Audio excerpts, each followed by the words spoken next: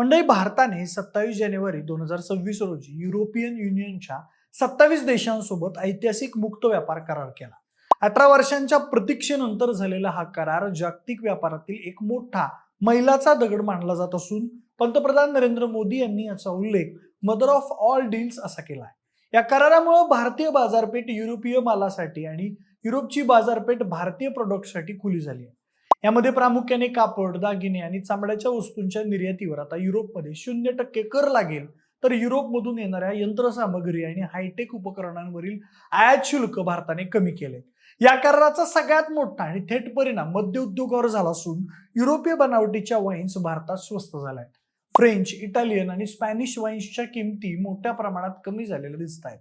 या वाईन्स स्वस्त झाल्यामुळे भारतात या वाईन्सची मागणी मोठ्या प्रमाणात वाढली, परंतु या कराराचा फटका नाशिकच्या सुला वाईन्सला बसलेला आपल्याला दिसून येतोय.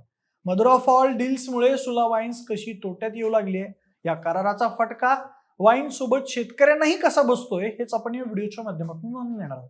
नमस्कार, मी प्रथमेश आणि तुम्हाला तर माहिती आहे आपला विषयच भारी. म्हणजे भारत आणि युरोपियन युनियन दरम्यान झालेल्या व्यापार करारामुळे, ज्याला व्यापारी वर्तुळात मदर ऑफ ऑल डील्स म्हणून सांगितलं जातंय, त्यामुळे भारतीय मद्य उद्योगात मोठी उलथापालथ पाहायला मिळते. या कराराचा सगळ्यात मोठा आणि थेट फटका भारतातील मोठी वाईन उत्पादक कंपनी असलेल्या नाशिकच्या सुला वाईन्सला बसला असून कंपनी सध्या मोठ्या आर्थिक पेचात सापडली. गेल्या अनेक दशकांपासून भारतीय बाजारपेठेवर अधिराज्य गाजवणाऱ्या सुला वाईन्सच्या उद्योगाला आता युरोपियन देशातून येणाऱ्या स्वस्त आणि प्रीमियम वाईन्सने खिंडार पाडलाय. या करारादरम्यान इम्पोर्ट ड्युटीमध्ये मोठी कपात करण्यात आल्यानं परदेशी वाईन्सचे भाव भारतात उतरले आहेत, ज्यामुळे ग्राहकांचा कल आता भारतीय वाईन्सकडून थेट विदेशी ब्रँड्सकडे वळू लागला. या संकटाचं मूळ कारण म्हणजे भारत आणि युरोपियन युनियन मधील मुक्त व्यापार करार. यापूर्वी भारतात येणाऱ्या परदेशी वाईन्सवर 150% पर्यंत प्रचंड आयात शुल्क लादले जायचे, ज्यामुळे सामान्य भारतीय ग्राहकांसाठी फ्रेंच किंवा इटालियन वाईन खरेदी करणं आवाक्याबाहेर होतं. मात्र या नवीन करारानुसार हे शुल्क टप्प्याटप्प्याने कमी करून निम्म्यावर किंवा त्याही खाली आणण्याचं ठरवलंय.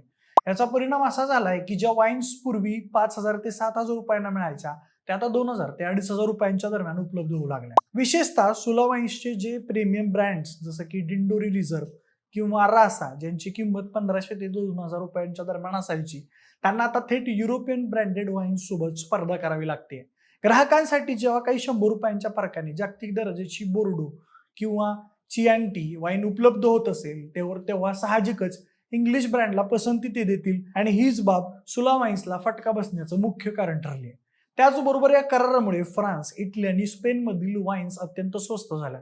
फ्रान्समधील प्रसिद्ध बोर्डो आणि बर्गंडी रेड वाईन्स, इटलीची प्रसिद्ध चियांटी आणि प्रसेको, त्याचबरोबर स्पेनमधील रिओहो आणि यासारख्या वाईन्सच्या किमतीमध्ये 30 ते 40% घट झाली आहे. या वाईन्स जागतिक स्तरावर त्यांच्या गुणवत्तेसाठी ओळखल्या जातात. सुला वाईन्सला आतापर्यंत भारतीय हवामान आणि मातीचा फायदा मिळत होता, परंतु तांत्रिकदृष्ट्या प्रगत असलेल्या युरोपियन वाईनरींच्या तुलनेत उत्पादन खर्च कमी करण्यात सुलाला मर्यादा येत आहेत. युरोपमध्ये वाईन उत्पादनाला मोठं सरकारी अनुदान मिळतं, ज्यामुळे त्यांचा उत्पादन खर्च आधीच कमी असतो. आता इम्पोर्ट ड्युटी कमी झाल्यामुळे या वाईन्स भारतीय बाजारपेठेत सुलाच्या तोडीस तोड किंवा त्यापेक्षाही कमी किमतीत उपलब्ध झाल्यात, ज्यामुळे सुलाच्या विक्रीत मोठी घट नोंदवण्यात आली. ताज्या आर्थिक आकडेवारीनुसार आणि माध्यमांच्या माहितीनुसार सुला वाईन्सच्या निव्वळ प्रॉफिटमध्ये तब्बल 67.5% ते 68% इतकी घट झाली असून ही घसरण कंपनीच्या इतिहासातील सगळ्यात मोठ्या तोट्यांपैकी एक मानली जाते. ज्या काळात सुलाचा नफा सुमारे 28.06 कोटी रुपयांच्या घरात असायचा, तो आता याच कराराच्या आणि विदेशी वाईन्सच्या प्रभावामुळे केवळ 9.1 कोटी रुपयांवर येऊन ठेपलाय. म्हणजेच कंपनीने आपल्या नफ्याच्या अर्ध्याहून जास्त हिस्सा गमावलेला दिसतोय. त्याचबरोबर सुलाच्या प्रीमियम ब्रँडच्या विक्रीत 12.9% जास्त घट नोंदवण्यात आली. कंपनीचा एकूण महसूल जो स्थिर असायचा, तो आता 10% घसरला असून ही आकडेवारी स्पष्ट करते की भारतीय ग्राहक आता भारतातल्या वाईन्सऐवजी स्वस्त झालेल्या फ्रेंच आणि इटालियन वाईन्सकडे जास्त झुकत आहेत. या कराराचा आणखी एक फटका म्हणजे सुलाच्या ऑपरेटिंग प्रॉफिट म्हणजेच इब्टिडाला बसू शकतो. त्यामध्ये 43% मोठी घट झाली आहे. ही पूर्वी कंपनीचे प्रॉफिट मार्जिन हे 26.5% आसपास असायचं, ते आता 18.2% खाली आलंय. याचाच अर्थ प्रत्येक बाटली मागे मिळणारा नफा आता कमालीचा कमी झालाय. या आर्थिक अस्थिरतेचा परिणाम केवळ कंपनीच्या तिजोरीवरच झाला नाही, तर शेअर बाजारातही सुलाच्या इन्व्हेस्टर्सचं मोठं नुकसान झालंय. गुंतवणूकदारांमध्ये निर्माण झालेल्या भीतीपोटी सुला वाईन्सच्या एका शेअरची किंमत 177 रुपयांवर आलेली दिसते. त्याचबरोबर मंडळी या करारामुळे सुलासारख्या वाईन कंपन्यांनी द्राक्ष खरेदीत देखील मोठी कपात केली आहे. सुला आणि इतर मोठ्या वायनरींनी युरोपियन वाईनच्या स्पर्धेला तोंड देण्यासाठी आपला उत्पादन खर्च कमी करण्याचा प्रयत्न सुरू केला. हा तोटा भरून काढण्यासाठी कंपन्या सगळ्यात आधी कच्च्या मालाच्या म्हणजेच द्राक्षांच्या खरेदी दरात कपात करतात.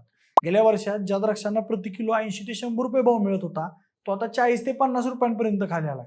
अनेक शेतकऱ्यांनी वाईनरांसोबत कॉन्ट्रॅक्ट फार्मिंग केलं होतं, परंतु बाजारपेठेतील मागणी घटल्याचं कारण देत कंपन्यांनी हे करार पाळण्यास नकार दर्शवला आणि खरेदीचं प्रमाण निम्म्यावर आणलंय. त्यासोबतच दुसरं महत्वाचं कारण म्हणजे द्राक्षांच्या वाणांची निवड. नाशिकमधील शेतकरी शिराज, कॅर्बेनेट सोइग्नॉन आणि चेनिन ब्लँक सारख्या वाईनसाठी लागणाऱ्या द्राक्षांची लागवड करतात.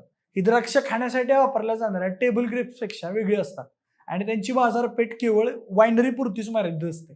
आता जेव्हा वाईन बनवणाऱ्या कंपन्यांनी हाताकडता घातलाय तेव्हा हे शेतकरी सुद्धा आता संकटात सापडले, कारण ही द्राक्ष ते उघड्या बाजारात विकू शकत नाही. युरोपियन देशांमध्ये द्राक्ष शेतीला मोठ्या प्रमाणावर सरकारी सबसिडी मिळते, ज्यामुळे त्यांची उत्पादन किंमत कमी असते. याउलट भारतीय शेतकऱ्याला खतं, कीटकनाशक आणि मजुरीसाठी मोठा खर्च करावा लागतो. मात्र या करारामुळे नाशिकचा शेतकरी देखील जागतिक बाजारपेठेत मागे पडताना दिसतोय. या आर्थिक फटक्यामुळे नाशिकच्या ग्रामीण भागात रोजगाराची समस्याही निर्माण झाली आहे. द्राक्ष बागांमध्ये काम करणारे हजारो मजूर आणि वाहतूकदारांचं उत्पन्न वाईन उद्योगावर अवलंबून आहे. वायनरींच्या विक्रीत घट झाल्यामुळं नवीन साठा तयार करण्याची प्रक्रिया मंदावली आहे. त्यासोबतच शेतकऱ्यांच्या बागेत द्राक्ष कुजण्याची त्यांना भीती निर्माण झाली आहे. अनेक तरुण शेतकऱ्यांनी बँकांकडून मोठी कर्ज घेऊन वाईन ग्रेप्सची लागवड केली होती, मात्र आता परदेशी वाईनच्या स्वस्त होण्यामुळे हप्ते फेडणंही कठीण झालंय.